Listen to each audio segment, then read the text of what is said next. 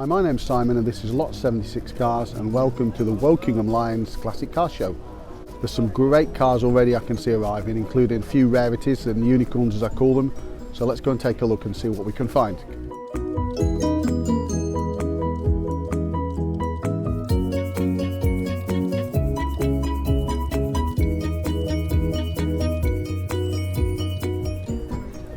So the first of a few Capris here today. This one's a 2.8 injection Capri, lovely colour that one. And I'm drawn to this sort of antique gold colour. I'm not sure what the correct Ford palette name for that one is, but this W plate is, so I guess 1980 Capri Mark 3S. Doesn't that look nice? It looks in super condition. And here's a trio of beautiful MGBs. Now, you'll always see MGBs at events like this. I think there's about 10,000 MGBs still on the road in the UK, which is absolutely staggering, and a lot of these cars went for export, so I'm sure probably quite a few in the USA and other markets as well. Alfa Romeo Spider, that's a lovely looking car, isn't it? And next to it a Triumph TR4A. Oh, and an Aston Martin. That one deserves a closer look, doesn't it? So treble 5 hot, as the number plate tells us, is an Aston Martin Db6. Isn't that gorgeous? You don't often find these cars at local events like this, so that's a real find. I shudder to think what the insurance value is for this these days, but it's an absolutely stunning car. Let's just take a close look inside.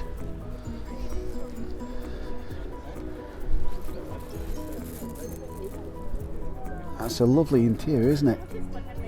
Chrome ringed dials, that wood steering wheel. That's beautiful, isn't it? Let's have a look at the engine as well while we're here. We've got to, haven't we?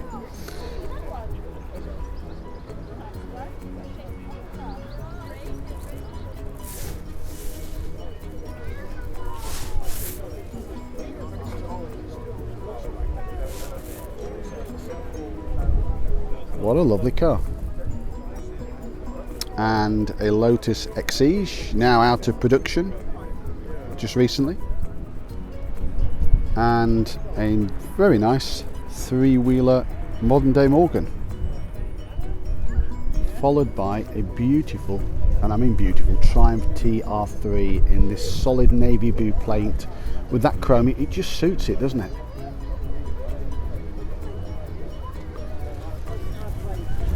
First of another MGB, isn't that an Oxford blue as it's called?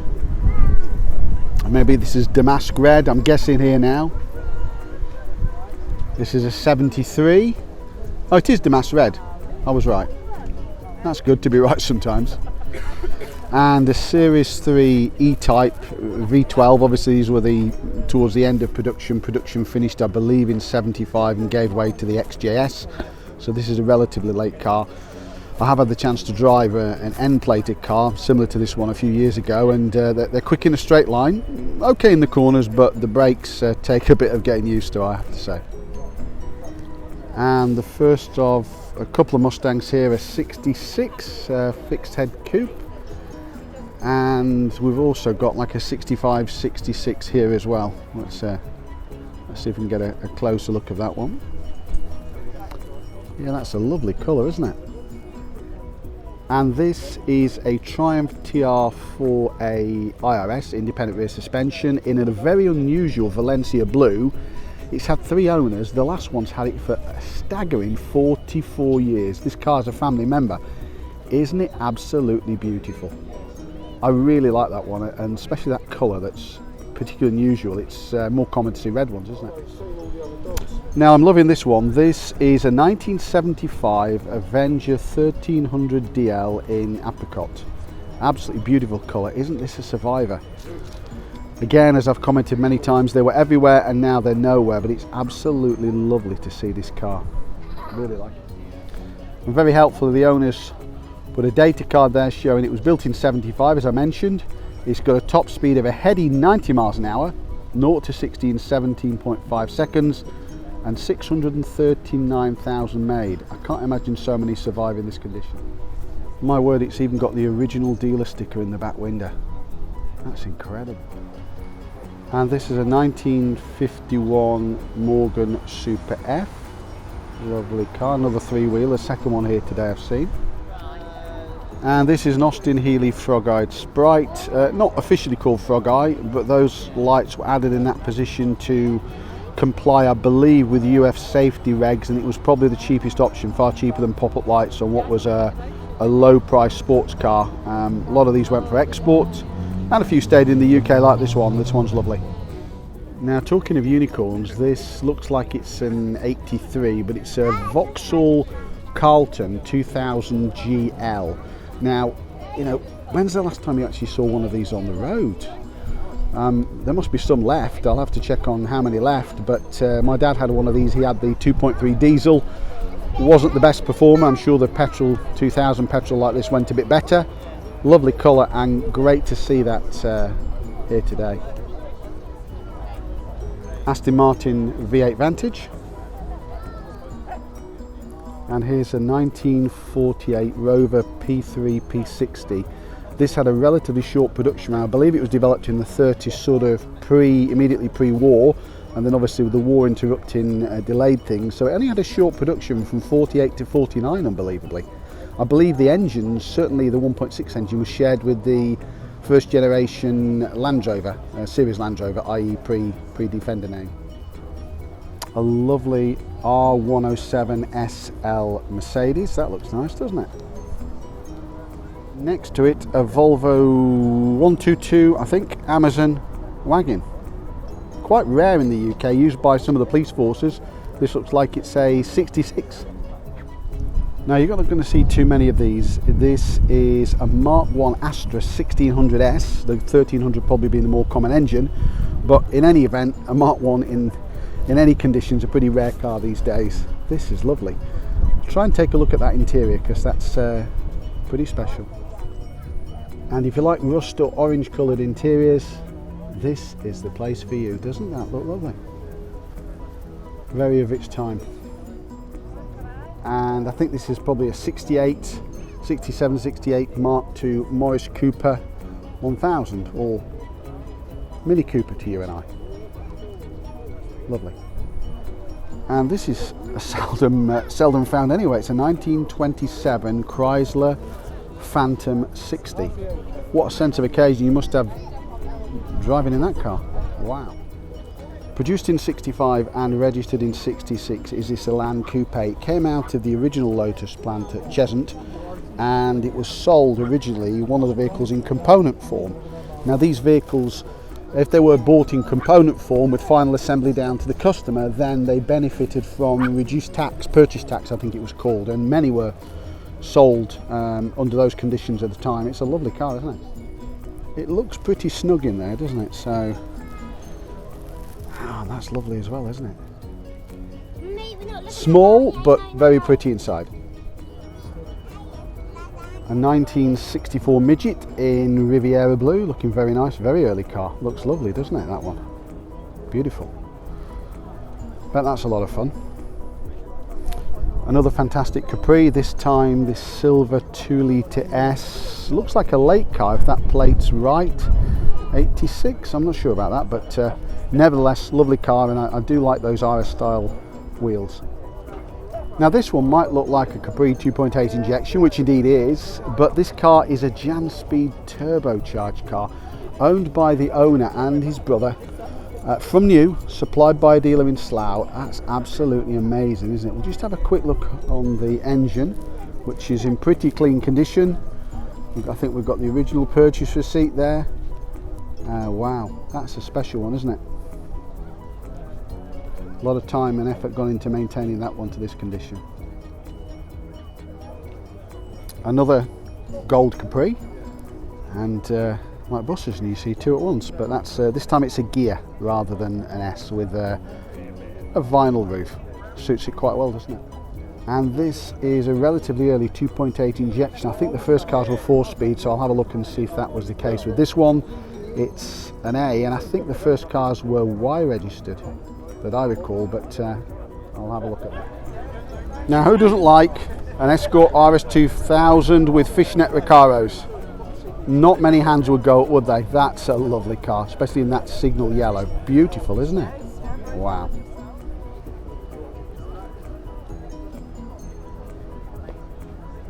What a fantastic event this is. Really well attended. I think it's the first one that's been held right in the centre of Wokingham. And I think about 140 cars are packed in here today. A lovely looking 66, I think 65, 66 Corvette Stingray. That probably the prettiest of the Corvettes, I guess. My opinion anyway. 12 years into production is this 1960 XK150, so the far more powerful later versions of the car in Old English white and supplied by Ringways. So it says. Lovely. And this looks like it's a 70-71 Triumph Spitfire. An early car with the early front end on it, went on for some years. Over 100 years old is this Wolseley Tourer. That's staggering when you think this was manufactured, this Wolseley 15 was manufactured back in 1920, and we're now in 2022. Absolutely amazing, isn't it? And something a bit different is this modified Mark II Jaguar with a supercharged engine. Even the dogs are getting excited about that one. That's amazing, with those flared arches. I bet that one's quick. All the weight of a 60s car and the power of a modern car. And a 1929, so what, 93-year-old MG M-Type. It's staggering to think with these old cars that they're still in operation. I mean, that's incredible, isn't it? A 1988 328 Gts Ferrari. It's the half model year. It's a pre-ABS car, so not that many imported into the UK before ABS was made standard. And this is lovely. And a Series 1.5 E-Type in that lovely primrose yellow with the bonnet up. It'd be rude not to look, wouldn't it? And it's as clean under the bonnet. Oh, it really is clean, this one. Look at that. And this is a 1964 MG Magnet Auto, so obviously MG's version of the Farina cars. It's smoke grey over white with reef blue trim, or so it says, and the owner's even got the original purchase invoice. That's nice. Now this Vanden Plas, not the R, Rolls-Royce engine version, is from 64. You can see obviously the relationship with the Farina design as well there. This 1979 VW Combi, affectionately known Daisy, is from the last week of bay window production. That makes it quite a special vehicle, doesn't it? It's lovely. If you like orange, you've come to the right place. There's obviously that rear mounted engine just underneath, and then that lovely orange themed interior. This car's, I'm sure, got a lot of stories to tell. Lovely. Now, from a time in the UK when Mercedes-Benz were considerably rarer than they are now, this is a left-hand drive 280S. A beautiful colour. I'm just wondering whether from the lights that might be a vehicle that's come in from the USA. Not sure about that. Lovely Fiat 500. Feels like you could just pick that one up and take it home. Better not. 1964 Rover P4. It's a Rover 90. That's a lovely car, isn't it? Decorated and fit for a queen. I can't see so many details about this one, but this is a customised Ford sort of hot rod type. It was sort of mildly hot rodded. Put that in the comments if you know what that one is, because I'm struggling a bit on that one. A modified mini pickup with a red top Honda VTEC engine. It's called the Gremlin. I bet it is. You know, it weighs a bit more than a crisp packet, and it's got a Honda VTEC engine in. Wow, not much would see that away from the lights, would it? So this has made my day. This is an Alfa Sud TI. Sud, Alfa and Sud. Sud because it was built in the south. All sorts of malicious rumours about these cars being built from Russian steel, which I think have been pretty much disproved. Beautiful car, not many survived, and this is a TI, so it's obviously got the twin lamps at the front. although it's a 5-door TI, which is sort of confusing me a bit. I thought there were only 3 doors, but maybe I'm wrong. Early cars were not hatchbacks. It looks like a hatchback shape, and they picked this up later in the life, but in actual fact it has a separate boot. Another R107, never tire of seeing these. Probably what, an 88, 89. Lovely colour. What a great car they are. Now this is a 400 brake horsepower TVR 350C from 2004, and that specification, it is apparently one of one. Now I've seen this little beauty before. It's a 1300 Capri which has been restored by the owner. I saw this, I think, at one of the Duix Classic shows a few weeks ago. And this is a lovely later Spitfire, what, 72, 73 I guess. A Lotus Cortina. It looks like this one's got a racing pedigree. Yeah, looking at this, is prepared for racing, so it's on mini lights, or certainly mini light look-alikes, but certainly wider. That's a lovely car, isn't it? Mark 1 Lotus Cortinas, beautiful. And E30 M3, maybe this is an Evolution one, a later car, I'm not sure, because it's got a private plate on, but it's lovely nevertheless. And a brace of lovely Mark 3 Cortinas. This is a 72, this white one, and I think this looks like an earlier car. This is a, oh, it's a GT. Wow, that is nice, isn't it? Webasto type roof on it. Stunning. Very nice SD1 Rover Random Plat. Probably rarer than the Vitesse ones, I guess, isn't it, in this specification. Lovely car. It's a facelifted car. It's got the different front end on it. I think it's originally the David Back design, and as you can see, influenced by the Ferrari Daytona heavily at the front end. And this is a Lancia Fulvio race or rally prepared, and it's a 74 car. Lovely. I love this livery the car's got. Beautiful. Certainly stand out in town with one of those, wouldn't you? This is a 1973 Peugeot 304S left-hand drive car, one of only about 30 I think in the UK, many more in France, but this spent its time in France, and I also believe it spent some time in Italy as well. It's certainly survived well. These are really classy looking vehicle, aren't they? This is an abject lesson in how to turn a pretty normal saloon car into a pretty special looking small cabriolet. And a Mini 850. Okay, what's that, 72, 73? Now I think this is a 74 Lotus Europa. I think technically these are mid-engine because the engine sits behind the rear axle, and I think it used a Renault engine in period, at least the early cars did. And a lovely console Capri. I like the colour scheme on that one.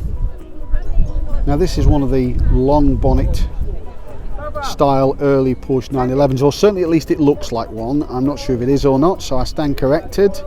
Apologies, I can't ask the owner about that one. It's got the whale tail spoiler at the back, I can see. You probably just take a look at that from the back. I certainly like the colour scheme. I don't know about you, but it just works.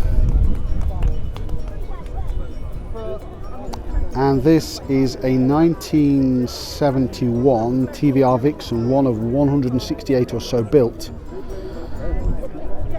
So TVR standing for the initials of the original founder, Trevor Wilkinson, I think. I'm not sure. Might be stand corrected on that one. That's lovely. And the star of the show, I don't think this lion owns the TVR, but he's certainly taken a liking to it. A couple of Cobra even replicas, AC Cobra replicas. If I see a real one, I think I'll probably have a meltdown at one of these shows. There's one there, and we'll take a look around the back where it's a bit less crowded. I can see the other car, which is a more modified one, so apologies, it's getting quite crowded here today. Very nice early Mgb Roadster. That's what, 71 I guess from the plate. Now, from the early days of Volkswagen's ownership, I think, of Skoda, was this Favorit. Again, you don't see too many of these about now, but this one's a true survivor. I don't know too much about American police cars or American Chevy police cars. I do know they probably didn't come with Spider-Man fitted to the roof. That looks a bit cold up there. It's getting a bit windy here, so I hope he doesn't fall off. But then again, he's Spider-Man, so he shouldn't fall off, should he? Another lovely Spitfire, what, 72, 73? Maybe 72, it's a K-plated one. And a Golf Mark II 16-valve GTI, probably that's either Tornado Red or Mars Red, I'm not quite sure. And it's got those bottle top alloys on it. That's a nice looking car, isn't it?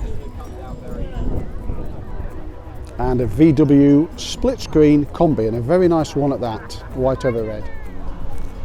I guess this Mini Traveller is probably from what, 65 on a C plate. Nevertheless, it's lovely. Now, the wood on the body on these, it's not structural in the way that it was on Morris Minors. It does look very nice though, doesn't it? Closely related to the Triumph Spitfire naturally, but fitted with a 6-cylinder engine, is this Triumph GT6 Mark III. Stunning colour. A special edition Mini Sprite, survived very well, looking very small these days, next to the Pininfarina designed Ferrari 355, which is attracting a lot of attention naturally.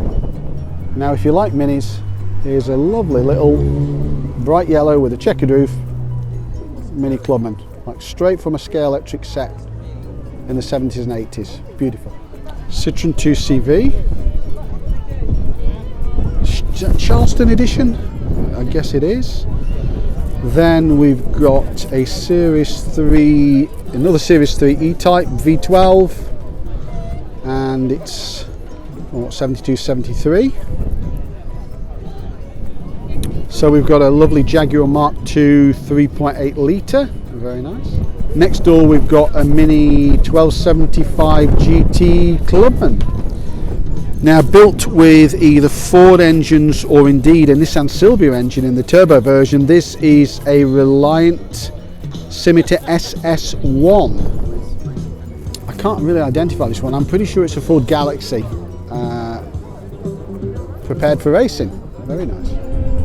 I'm not sure what's behind the Cecil badging on this car, but it looked like an Anglia 105E or something like that, but I can't quite make that one out. Please, the owner or somebody put that in the comments, the significance of Cecil. Hillman Super Minx Estate.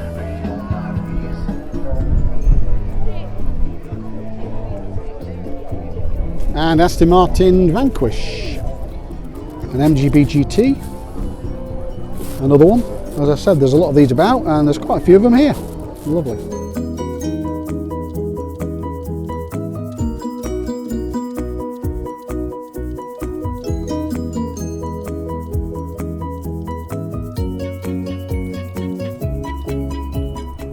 So thanks for joining me at the Wokingham Lions Classic Car Show. This is the first event that they've run like this, right in the middle of town, but absolutely brilliantly attended event. I'm amazed at the number of cars here, some special cars, in fact some I haven't seen of a number of other shows, like the Vauxhall Carlton we saw earlier. I haven't seen one of those since back in the day. Brilliant event, and hope to be here myself with Mercedes next year.